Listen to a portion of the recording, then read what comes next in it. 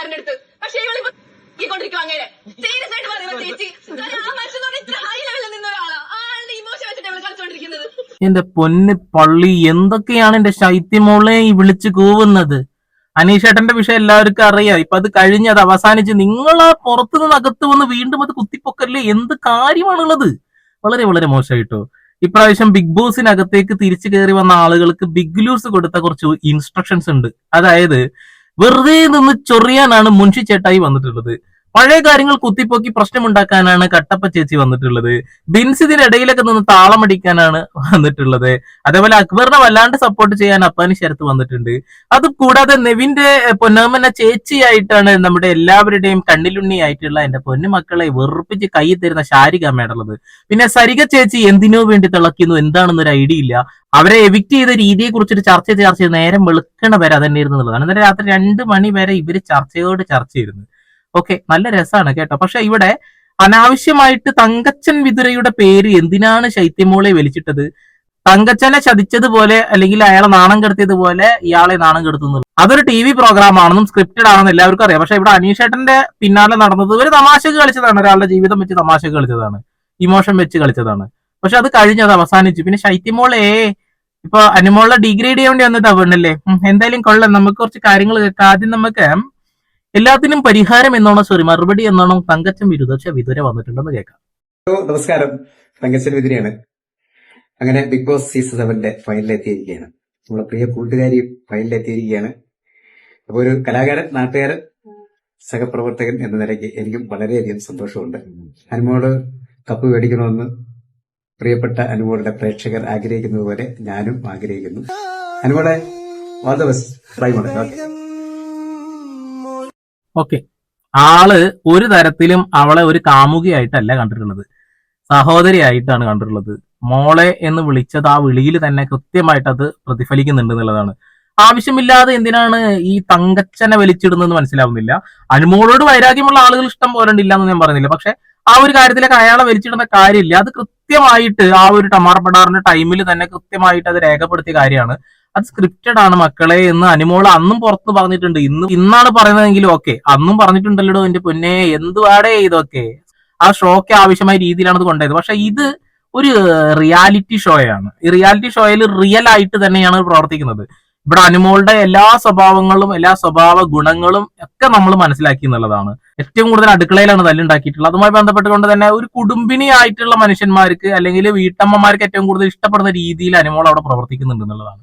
ആ ഒരൊറ്റ കാരണം കൊണ്ടാണ് അവർക്ക് അത്രമാത്രം വോട്ടും പിന്തുണയുള്ളത്. പക്ഷെ അതിനപ്പുറം നിലപാടുകൾക്കുള്ളിൽ ചെറിയ പ്രശ്നങ്ങളുണ്ട്.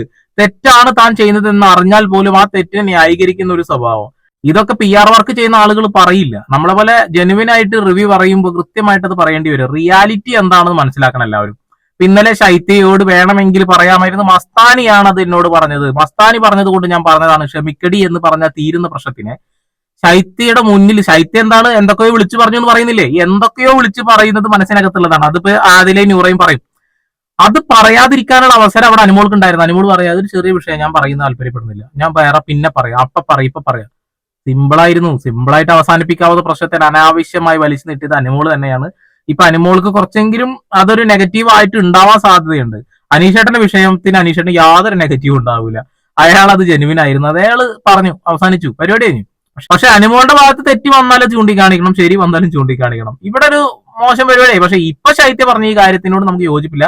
തല്ലൂടി കഴിഞ്ഞിട്ടുണ്ടെങ്കിൽ വായെന്ന് വരുന്ന എന്തും വിളിച്ചു പറയാന്നുള്ളതിന് എന്താണ്, എന്തൊക്കെ വൃത്തികേടുകളാണ് അനുമോള് പറഞ്ഞതെന്നൊക്കെയാണ് പറയുന്നത്. അതൊക്കെ എവിടെയാണ്, ഞാൻ കണ്ടിട്ടില്ല, ചിലപ്പോൾ പുറത്തു വിടാത്തതാവും. ഓക്കെ, രണ്ടാമത്തെ ആള് എന്റെ പൊന്നുമക്കളെ ചൊറിഞ്ഞൊരു വിധായിട്ടുണ്ട്. അനീഷിന്റെ കയ്യിൽ നിന്ന് മിക്കവാറും അടി വാങ്ങുന്നത് തോന്നുന്നേ.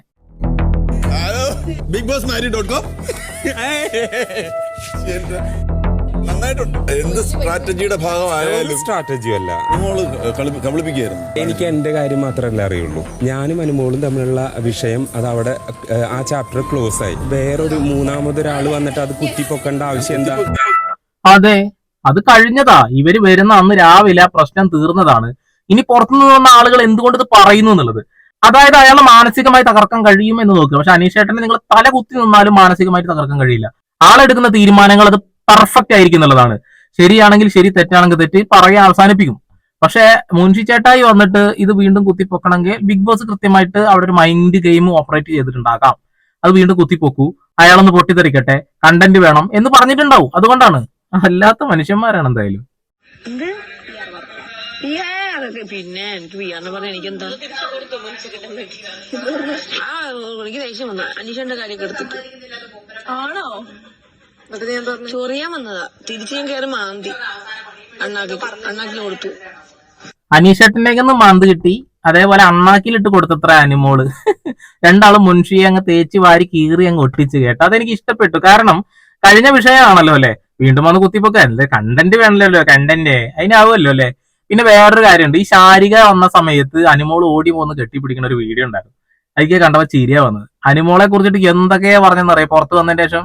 അനുമോളുടെ PR കുറിച്ചിട്ടും അനുമോള് ഫേക്ക് ആണെന്നും അതും ഇതൊക്കെ നിരന്തരം പറഞ്ഞുകൊണ്ടിരിക്കുകയായിരുന്നു. ആ പാവങ്ങൾ അകത്തുള്ള ഒന്നും ഇതൊന്നും അറിയുന്നില്ലല്ലോ എന്നുള്ളതാണ് ഏറ്റവും വലിയ കോമഡി. എന്നിട്ട് പറയുക ഇങ്ങനെ സംഭവം വന്നിട്ട് എന്ത് തിരിച്ചൊന്നും പറയാത്ത. ഞാൻ പറഞ്ഞു അങ്ങനെ പറയണ നിർബന്ധമുണ്ടോ ഞാൻ ചോദിച്ചു. എന്നിട്ട് പറഞ്ഞ് തിരിച്ചു പറഞ്ഞല്ലോ നീ. അവിടെ അപ്പനെയും ഞാനും അവനും ഇരിക്കുകയായിരുന്നു, അക്ബറും. എന്നിട്ട് പറയില്ല ഇവിടെ നിന്ന് ഇറങ്ങിയിട്ട് അല്ല, ഞാൻ പറഞ്ഞു ബ്രദറിനെ പോലെയാണെന്ന് പറഞ്ഞു. ഇവിടെ നിന്ന് ഇറങ്ങിക്കഴിഞ്ഞാലും എങ്ങനെയെന്ന് ചോദിച്ചു. അപ്പൊ ഞാൻ പറഞ്ഞു ഇവിടെ നിന്ന് ഇറങ്ങി കഴിഞ്ഞാൽ എന്താ അച്ഛനെ പോലെ കാണാൻ പറ്റുമെന്ന് ഞാൻ ചോദിച്ചു. അടിപൊളി, അതെനിക്ക് ഇഷ്ടപ്പെട്ടു. ഇവിടുന്ന് ഇറങ്ങി കഴിഞ്ഞാൽ അച്ഛനെ പോലെ കാണാൻ പറ്റും. ഇത് നെവിൻ നേരെ ചെന്നിട്ട് പോയി പറയുന്നുണ്ട്, പിറക്കത് പോയി അച്ഛനാണ് എന്നൊക്കെ പറഞ്ഞിട്ട്. എനിക്ക് അത് കേട്ടപ്പോഴും ചിരിയ വന്നത്. കാരണം അയാൾക്ക് കിട്ടിയ അവസരമാണ് അവിടെ അനീഷേട്ടനെ മാനസികമായി തകർക്കാൻ കഴിയുമെങ്കിൽ കഴിയുമോ നോക്കട്ടെ എന്നുള്ളത്. പക്ഷെ നെവിൻ അവിടെ പോയിട്ട് അത് മൂഞ്ചി തിരിഞ്ഞ് വന്നു എന്നുള്ളതാണ്. പക്ഷെ മുൻഷി മനഃപൂർവ്വം കുറെ ഇടങ്ങളിലായിട്ട്, അതായത് ഭക്ഷണം വെക്കുന്ന സ്ഥലത്ത് പോലും വന്നിട്ട് ആവശ്യമില്ലാതെ ഈ കാര്യം വീണ്ടും എടുത്തിടുന്നത് നമ്മൾ കണ്ടു. ഓക്കെ, ഇനി പ്രധാനപ്പെട്ട ആളുകൾ വരുന്ന ദിവസമാണെന്ന്. ആര്യനും ബിൻസിയൊക്കെ വരുന്നുണ്ട്. കുത്തിത്തിരിപ്പിന്റെ രണ്ടാമത്തെ ആള് കട്ടപ്പ 2.0 ബിന്നിയുടെ ഒരു നിലപാട്, ഒരു ഒന്നൊന്നര നിലപാടാണ് കേട്ടോ. അനുമോൾ PR 16 ലക്ഷം വാങ്ങി കൊടുത്തു, തേങ്ങ മാങ്ങാന്ന് പറഞ്ഞ് ഭയങ്കര ബഹളം വെച്ച ആ ഒരു വ്യക്തിയുടെ ഡബിൾ സ്റ്റാൻഡും കൂടി ഒന്ന് കാണാം. ആളകത്ത് കയറുന്നതിന് മുന്നേ അയാളെ ചിലപ്പോൾ വെളുപ്പിക്കാൻ ആള് നോക്കുമല്ലോ, അതിന് മുന്നേ നമുക്ക് ആ വെളുപ്പിക്കലൊന്ന് കാണിച്ചു കൊടുക്കാം. 16 ലക്ഷമാണെന്നുള്ളത് എനിക്കറിയില്ല. ഇത് ഞാൻ അങ്ങ് സ്ഥാപിക്കാൻ പോലും ശ്രമിച്ചിട്ടില്ല. A few moments later. ഞാൻ എന്താ 16 ലക്ഷം രൂപ വാങ്ങിക്കുമ്പോൾ 50,000 രൂപയാണ് അഡ്വാൻസ് കൊടുക്കുന്നത്. ഒന്ന് ആലോചിച്ചിട്ട് ഒരു കാര്യം പറഞ്ഞില്ല. അതായത് ഞാൻ കള്ളം പറഞ്ഞു എന്നാണ് പറയുന്നത്. ഞാനെന്തിനാ കള്ളം പറയുന്നേ? ബിന്നിയുടെ കുത്തിത്തിരിപ്പ് 2.0 കട്ടപ്പ അടിപൊളിയാണ് കേട്ടോ. അകത്ത് കയറി വന്ന് ഇനി അങ്ങ് ന്യായീകരണം ഉണ്ടാവും. എല്ലാവരും അനുമോളെ ടാർഗറ്റ് ചെയ്യുന്നുണ്ട്, അനീഷേട്ടനെ ടാർഗറ്റ് ചെയ്യുന്നുണ്ട്, ബാക്കിയുള്ള ആളുകൾ ഫ്രീയാ. ഷാനവാസിനൊന്നും ഒരാൾ മൈൻഡ് പോലും ചെയ്യുന്നില്ല. അക്ബറിനൊക്കെ ടീം തന്നെ അവിടെ ആയി എല്ലാവരും വന്നിട്ട്. പക്ഷെ ഷാനവാസൊക്കെ ഇന്നലെ നേരത്തെ കിടന്നുറങ്ങുന്നു, ഇവരോട് സംസാരിക്കാൻ നിൽക്കുന്നില്ല. ആൾക്ക് എന്തോ ഒരു പ്രോബ്ലം ഉള്ളതുപോലെ ആരോടൊന്നും മൈൻഡ് കൊടുക്കുന്നില്ല. മിക്കവാറും ആൾക്ക് മനസ്സിലായിട്ടുണ്ടാവും പുറത്ത് ആരാണ് കൂടുതൽ ചർച്ച ചെയ്യപ്പെട്ടത് എന്നുള്ളത്. അത് അനുമോളും മനീഷും മാത്രമാണെന്നുള്ളതാണ്. ബാക്കിയുള്ള ആളുകൾ ആരും മൈൻഡ് ചെയ്യണില്ല. അപ്പൊ ആദില നൂറ പോലും സൈഡ് ഒരു മൂലക്ക് ഇരിക്കുകയാണ്. അവര് ഇടക്ക് എരുതിയിൽ എണ്ണ ഒഴിക്കുന്നുണ്ട് കേട്ടോ. ശൈത്യ അനുമോളുടെ വിഷയത്തിനിടയിൽ എരുതിയിൽ എണ്ണ ഒഴിക്കാൻ അതിലെങ്ങനെ ഇരുന്നിട്ട് ശരിയാ, ആരുടെയും ജീവിതം വെച്ച് കളിക്കരുത്, കൊന്നിട്ടാവരുത്, അതാവരുത്, ഇതാവരുത് എന്ന് പറഞ്ഞിട്ട് ഒരു സൈഡിൽ കൂടെ ഇങ്ങനെ കളിച്ചുകൊണ്ടിരിക്കുന്നുണ്ട്. സംഭവം നല്ല അലമ്പായിക്കൊണ്ടിരിക്കുകയാണ്. ബിഗ് ബോസ് ഇപ്പൊ കാണാൻ തന്നെ തോന്നുന്നില്ല. ലൈവ് ഓണാക്കുമ്പോ ബഹളമായും ശാരികയുടെ അമ്മോ എന്തൊക്കെയാണ് കാണിച്ചു വിടുന്നത്. ഇപ്പൊ ശൈത്യം അവിടെ അടികൂടിക്കൊണ്ടിരിക്കുന്നുണ്ട്. എന്റെ പൊന്നേ, നമ്മളൊക്കെ മനുഷ്യരാണ്, ആൾക്കാർ മറന്നു പോകുന്നുണ്ട്. ആരെന്നൊന്നും പറയാൻ താല്പര്യമില്ല. ചില കാര്യങ്ങൾ അങ്ങനെ താല്പര്യമില്ല വരുമല്ലേ, ചില ആളുകളോട് ചില കാര്യങ്ങളോടൊക്കെ താല്പര്യമില്ല വരും. സംഭവം ചൊറിഞ്ഞതാണെങ്കിൽ പോലും ചില ആളുകളോട് പെട്ടെന്ന് താല്പര്യം പോകുന്ന പരിപാടി അനുമോളിലുണ്ട്. ശൈത്യം അവിടെ കിടന്ന് കരയുന്നു, സൈബർ ബുള്ളിങ് ആണ്, എനിക്ക് ജീവിക്കാൻ വയ്യ, പുറത്തിറങ്ങാൻ വയ്യ. അപ്പൊ അനുമോള് എന്നിട്ട് ഈ ഒരു സാധനമാണ് അവിടെ. ശൈത്യഞ്ഞ് ബിൻസി വന്നിട്ട് പറയുന്നുണ്ട് അവൾക്ക് പുറത്തിറങ്ങാൻ പറ്റാത്ത രീതിയിൽ ട്രോളന്മാർ എടുത്ത് തൂക്കുന്നുണ്ട് എന്നുള്ള കാര്യമൊക്കെ പറയുമ്പോ നമുക്ക് കാര്യങ്ങൾ അറിയാം, കട്ടപ്പ തന്നെയാണ് ശൈത്യം എന്നുള്ളത്. പക്ഷെ അനുമോള് പുറത്തുനിന്ന് രണ്ടാൾ വന്ന് പറയുമ്പോൾ പോലും അതിനെന്താ, ഞാൻ ആരുടെയും ജീവിതം വെച്ച് കളിച്ചിട്ടൊന്നുമില്ല. ആ ഡയലോഗാണ് അടിക്കുന്നത്. പക്ഷെ അവിടെ ജീവിതം വെച്ചിട്ട് തന്നെ കളിച്ചിട്ടുള്ളത്. അവിടെ വളരെ സിമ്പിൾ ആയിട്ട് ആ ഉത്തരം പറഞ്ഞ് അവസാനിപ്പിക്കേണ്ട വിഷയമാണ്. അത് ആവശ്യമില്ല തള്ളി നീക്കി. എന്തായാലും മുൻഷിയുടെ കുറച്ച് ചൊറിച്ചലും കൂടി കാണാൻ. അതുകൊണ്ടാണ് നമ്മൾ നേരെ ഇങ്ങനെ ചില ആക്രമണങ്ങൾ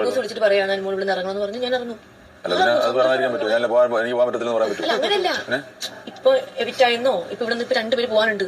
ആ 2 പേരിൽ എനിക്ക് വിഷമം കാണും, ടെൻഷനല്ല, ഒരു വിഷമം ഉണ്ടാവും. പക്ഷെ ഞാൻ ഇറങ്ങും, സന്തോഷത്തോടെ ഇറങ്ങും. എത്ര ദിവസം നിന്നല്ലോ എന്നുള്ള രീതിയിൽ. അങ്ങനെ പോയല്ലേ പറ്റുള്ളൂ, അല്ല ഞാൻ പോകത്തില്ലെന്ന് പറയാൻ പറ്റുമോ? അയ്യോ, ആകെ നാണം കെടുകാന്നല്ലോടെ. അപ്പൊ തగ్గന്മാരെടുത്ത് തగ్గടിപ്പിക്കുന്നുണ്ടാവും വലിയ സാധനം. ബിഗ് ബോസ് പോകാൻ പറഞ്ഞാൽ പിന്നെ പോവാതിരിക്കാൻ പറ്റും, അവിടെ ഇരിക്കാൻ പറ്റുമോ? അവിടെ കടിച്ചു തൂങ്ങി നിൽക്കാൻ പറ്റുമോ? പോവേണ്ടി വരും, അത്രേ ഉള്ളൂ. ഇന്ന് പോകാൻ പറഞ്ഞില്ല, ഇന്ന് പോവാ, പിന്നെ നീ ഇവിടെ കടിച്ചു തൂങ്ങിക്കുക, ഇന്ന് പോടെ ഇവിടെ നിന്നാ പറഞ്ഞേ. അതൊക്കെ ഇഷ്ടപ്പെട്ടു. ഞാൻ ഇപ്പോഴത്തെ കാര്യം പറഞ്ഞു, ഈ നിമിഷം. അതന്നെ, ഈ നിമിഷമായാലും 7 നിമിഷമായാലും. പൊന്നേ ഒന്നും സംസാരിക്കാൻ അവസരം കൊടുക്കും ചേട്ടായി. തോക്കിന്റെ ഉള്ളിൽ കയറി വെടിവെക്കുന്ന പരിപാടിയാണല്ലോ മോൻഷി ചേട്ടാ കാണിച്ചോണ്ടിരിക്കുന്നത്. അനുമോൾ എങ്ങനെയെങ്കിലും ഒന്ന് പറഞ്ഞ് കത്തിക്കയറാൻ നോക്കുമ്പോ അപ്പൊ തന്നെ വെള്ളം വെച്ച് കെടുത്തേ. എന്ത് വാടേ ഇത്? എന്നെ ഇവിടെ വിളിച്ചപ്പോൾ ഇവിടുത്തെ കോർഡിനേറ്റർ വിളിച്ചപ്പോൾ ഞാൻ പറഞ്ഞൊരു കാര്യമാണ്, ഞാൻ വന്നു കഴിഞ്ഞാൽ ഞാൻ ഇവിടെ കിടന്ന് കരയും, എനിക്കത് പറ്റിയതല്ല, അത് കുഴപ്പമില്ല എന്നാണ് പറഞ്ഞത്. ഞാൻ ഈ ബിഗ് ബോസിന് പറ്റിയൊരു മെറ്റീരിയൽ ഞാൻ പറഞ്ഞിട്ടുണ്ടായിരുന്നു. ഞാൻ വന്നു കഴിഞ്ഞാൽ ശരിയാവില്ല, ഞാൻ വിളിച്ചത് ഓൾറെഡി ഞാൻ പറഞ്ഞിട്ടുണ്ടായിരുന്നു. ഞാനതാണ് ആലോചിക്കണ്.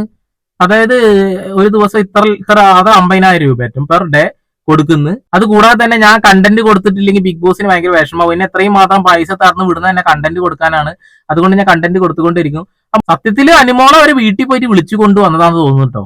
അപ്പൊ അവള് പറഞ്ഞതിൽ കുറെ കാര്യമുണ്ട്. ഞാൻ കരഞ്ഞു മെഴുകും, നീ കരഞ്ഞു മെഴുകു, എന്ത് കുഴപ്പം എന്ന് പറഞ്ഞിട്ടുണ്ടാവും. എന്തായാലും ബിഗ് ലൂസിന്റെ ലാസ്റ്റ് ടൈമിൽ വീണ് കിട്ടിയ ഒരു സാധനമായിരുന്നു ആ ഒരു പ്രണയ സ്ട്രാറ്റജി. അത് ഉപയോഗിക്കാൻ പറ്റിയില്ല. അപ്പോൾ അനീഷേട്ടൻ അത് തീർത്തു കൊടുത്ത്. ഞാൻ ഒരുപാട് കാര്യങ്ങൾ പഠിച്ചു. എന്റെ ലൈഫിൽ ഇനി മുന്നോട്ട് പോകാനായിട്ടുള്ള ഒരുപാട് കാര്യങ്ങൾ ഞാൻ പഠിച്ചു. പഠിപ്പിച്ചല്ല, ജീവിതത്തിൽ നിന്നാണ് അതൊക്കെ പഠിച്ചത്. ആരുടെ ജീവിതത്തിൽ നല്ല ഇവിടെ നിൽക്കുമ്പോ പഠിക്കും. അതെനിക്ക് ഇഷ്ടപ്പെട്ടു. ആദ്യത്തെ ആഴ്ച പോയ കാരണല്ലേ ചേട്ടായി, അതുകൊണ്ടാണല്ലോ പഠിക്കാതെ പോയത്. ജീവിതം പഠിക്കാന്ന് പറഞ്ഞിട്ടുണ്ടെങ്കിൽ നമ്മൾ ഓരോ ചുറ്റുപാടിലേക്ക് എത്തുമ്പോൾ അവിടെ നിന്ന് നമുക്ക് കിട്ടുന്ന ഓരോ കാര്യങ്ങളുണ്ടാവും. നമുക്ക് കിട്ടുന്ന പണികളാണെങ്കിലും നമുക്ക് കിട്ടുന്ന നന്മകളാണെങ്കിലും ഇതൊക്കെ കൂട്ടി വെച്ച് വായിക്കുമ്പോൾ ജീവിതത്തിൽ കുറച്ച് കാര്യങ്ങൾ പഠിക്കാം എന്നുള്ളതാണ്. അത് എവിടെയെങ്കിലും ഉപയോഗിക്കാൻ കഴിയാന്ന് വെച്ചിട്ടുണ്ടെങ്കിൽ പറ്റും. പക്ഷെ അനുമോളുടെ ഇത്രയും നാളത്തെ ഒരു ആറ്റിറ്റ്യൂഡ് വെച്ചിട്ട് അനുമോളിൽ പുതിയ മാറ്റങ്ങളൊന്നും ഇല്ല എന്ന് എനിക്ക് മനസ്സിലാക്കാൻ കഴിഞ്ഞിട്ടുള്ളത്. അവർക്ക് മാറ്റങ്ങൾ വന്നിട്ടുണ്ട് എന്നുണ്ടെങ്കിൽ ശൈത്യ എന്ന് പറയുന്ന ആ ഒരു വ്യക്തിയുടെ മുഖത്ത് നോക്കി പറയുമായിരുന്നു, മസ്താനി നിന്നെ കുറിച്ച് ഇങ്ങനെ പറഞ്ഞത് കൊണ്ട് ഞാൻ പറഞ്ഞതാണ്, അല്ലെങ്കിൽ വേറെ എന്തെങ്കിലും റീസൺ ഉണ്ടെങ്കിൽ അത് പറയണമായിരുന്നു. ശൈത്യ അവിടെ കിടന്ന് കരഞ്ഞ് ബഹളം വെച്ചിട്ട് പോലും അതിനെന്താ നിന്റെ ലൈഫ് കുട്ടിച്ചോറായി എനിക്കെന്ത് എന്നൊരു സാധനമാണ് അവിടുന്ന് മുഖത്തുനിന്ന് വന്നത് എന്നുള്ളതാണ്. എന്തൊക്കെയായാലും തന്റെ കൂട്ടുകാരി ആയിരുന്നല്ലോ കട്ടപ്പയുടെ മുഖത്ത് നോക്കി പറഞ്ഞാൽ ഈ പ്രശ്നം അവസാനിക്കുമായിരുന്നു. പക്ഷെ ഇനി ജീവിതകാലം മുഴുവൻ ഞാൻ നിന്റെ ഫ്രണ്ട്ഷിപ്പ് ഒഴിവാക്കുന്ന പറഞ്ഞു. പക്ഷെ ലാലേട്ടൻ വന്നിട്ട് അത് വീണ്ടും തീരുമാനമാക്കുന്ന എനിക്ക് തോന്നുന്നത്. നല്ലൊരു ഡൗട്ട് വെക്കട്ടോ, 7 ആളില്ലേ ഇപ്പൊ ഇവിടെ? ഈ 7 ആളില് 2 ആൾ ഔട്ട് ആവേണ്ട ശരിക്കും. ഇനി ഇപ്രാവശ്യത്തെ ബിഗ് ലൂസ് 7 എന്ന് പറയുന്ന പരിപാടി ഉണ്ടല്ലോ, 7ന്റെ വെള്ളമായത് കൊണ്ട് 7 ആളുകൾ വേണം എന്നുള്ള തീരുമാനമാണോ? അങ്ങനെയാണെന്നുണ്ടെങ്കിൽ ബിഗ് ലൂസെ അതൊരു ഊള പരിപാടിയായി. ടോപ്പ് 5 അതായിരുന്നു അതിൻ്റെതായ ഒരു മാന്യത. അല്ലെങ്കിൽ ടോപ്പ് 3 അതൊക്കെ തന്നെയാണ് അതിന്റെ ഒരു ഗെയിം എന്നൊക്കെ പറയുമ്പോൾ അതാണ്. ഇതൊരു ഊള പരിപാടിയാവുമെന്ന് എനിക്ക് തോന്നുന്നത്. എല്ലാവരും അവിടെ നിലനിർത്താനാണെന്നൊക്കെ പിന്നെ 10 ആളെ നിലനിർത്തിനാണ് കൊടുക്കുക കപ്പ്. അയ്യയ്യയ്യേ, എന്താ ചെയ്യ മക്കളെ, ബിഗ് ലൂസ് ഇങ്ങോട്ട് കയ്യിന്ന് പോയിട്ടുണ്ട്. ഓരോരുത്തർ വന്ന് ഓരോരുത്തരെ ചൊറിയുന്നു, ബഹളം വെക്കുന്ന, അമ്പോ എന്റെ പൊന്നെ കയ്യിന്ന് പോയി. ആരിനും പിന്നും കൂടി കയറി വന്ന് അനുമോളിട്ട് പൊരിക്കുന്നുള്ള കാര്യത്തിൽ തർക്കൊന്നുമുണ്ട്. അപ്പൊ എല്ലാവരെയും ടാർഗറ്റ് അനീഷേട്ടനും അനുമോളാണ്. അതൊക്കെ അവർക്ക് കൂടുതൽ വോട്ടുകൾ കിട്ടാനുള്ള സാധ്യതകൾ ഉണ്ടാക്കുന്നുള്ളതാണ്. ഇപ്പൊ ഈ അഖിൽമാരാറുടെ സീസണിൽ അഖിൽമാരാറിന്റെ ലാസ്റ്റ് ടൈമിൽ വന്ന് എല്ലാവരും സൈലന്റ് ആയിട്ട് അയാളെ കൂടി സംസാരിച്ചു. അപ്പൊ തന്നെ അഖിൽമാരാറിന്റെ കാര്യം മനസ്സിലായോ, നമ്മൾ തന്നെ പുള്ളി എന്നുള്ളത്. അല്ല, ഓൾറെഡി ആൾക്ക് കോൺഫിഡന്റ് ഉണ്ട്. പക്ഷെ ഇവിടെ കോൺഫിഡന്റ് എന്ന് പറഞ്ഞിട്ടുണ്ടെങ്കിൽ അനുമോൾക്ക് വോട്ട് കൂടും, തർക്കമൊന്നും വേണ്ട കാര്യത്തിൽ. കാരണം ഞാൻ ചെയ്ത പോളിലൊക്കെ ഇഷ്ടം പോലെ അനുമോൾക്ക് തന്നെയാണ് സപ്പോർട്ട്. ഒരു സാധ്യത അവിടെ അനുമോൾക്ക് എപ്പോഴും ഉണ്ട്. സാധാരണക്കാരൻ എന്ന രീതിയിൽ വന്ന അനീഷേട്ടനെ എത്രത്തോളം അത് കിട്ടും എന്നറിയില്ല. ചിലപ്പോ സെക്കൻഡിലേക്ക് തള്ളുന്നൊന്നും പറയാൻ പറ്റില്ല. കാരണം എന്താ വെച്ചിട്ടുണ്ടെങ്കിൽ ഇവിടെ നല്ല മനുഷ്യനാവുക എന്നതിലുപരി മോശം മനുഷ്യനാവുക എന്നുള്ളതും ബഹളം വെക്കുക എന്നുള്ളതും നുണകൾ പറയുക എന്നുള്ളതും അപമാനിക്കുക എന്നുള്ള കാര്യവും ചെയ്യുന്നവർക്കാണ് കപ്പടിക്കാൻ യോഗ്യത എന്നാണ് എനിക്ക് തോന്നുന്നത്. ഈ സീസണത്തെ കാര്യമായിട്ടാണ് പറഞ്ഞത്. അങ്ങനെയുള്ള ആളുകൾ കപ്പടിക്കാനുള്ള സാധ്യത വളരെ വളരെ കൂടുതലാണ്. ടോപ്പ് 5 എന്തായാലും അനീഷേട്ടൻ ഉണ്ട്, അനുമോൾ ഉണ്ടാവും, അക്ബർ ഉണ്ടാവും എന്ന് വിശ്വസിക്കുന്നു, ഷാനവാസ്ക ഉണ്ടാവും പ്രതീക്ഷിക്കുന്നു, നെവിൻ ഓർ നൂറ ആദില അവരിലാണ് എനിക്കൊരു ഡൗട്ട് ഉള്ളത്. ടോപ്പ് 5 ആയിട്ടാണ് ഉദ്ദേശിച്ചത്. ടോപ്പ് 7 ആണെന്നുണ്ടെങ്കിൽ പിന്നെ എന്തുണ്ടൊക്കെയാണ് പരിപാടി എന്ന് ചോദിച്ചുകൊണ്ട് നിർത്തുന്നു. വീണ്ടും വരെ പുതിയ അപ്ഡേഷൻ ആയിട്ട് ലൈവ് നടന്നുകൊണ്ടിരിക്കുന്നു. Sandeep Edappal signing off.